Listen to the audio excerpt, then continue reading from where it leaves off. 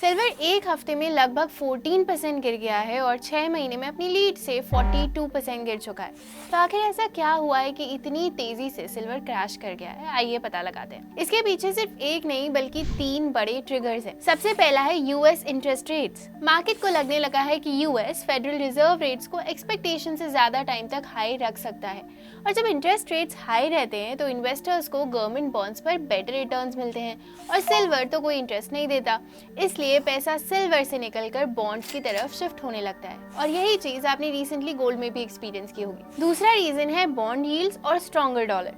Higher bond yields के साथ dollar भी मजबूत होता है, और क्योंकि सिल्वर की प्राइसिंग डॉलर में होती है तो स्ट्रॉन्ग डॉलर सिल्वर को ग्लोबल बायर्स के लिए महंगा बना देता है, तो डिमांड कम होती है और प्राइसेस पर और प्रेशर आता है।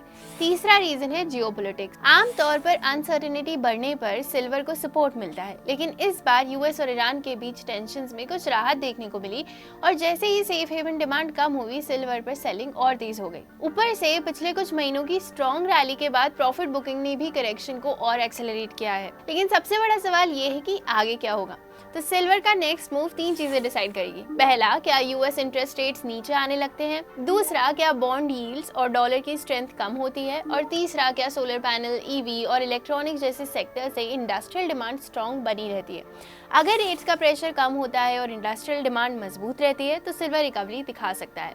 लेकिन अगर रेट्स और डॉलर दोनों स्ट्रॉन्ग रहे तो सिल्वर में वॉलेटिलिटी कुछ और टाइम तक बनी रह सकती है। इसलिए सिर्फ सिल्वर का प्राइस मत देखिए, इन 3 इंडिकेटर्स को ट्रैक कीजिए। आपका सिल्वर पे क्या टेक है, हमें कमेंट्स में बताइए।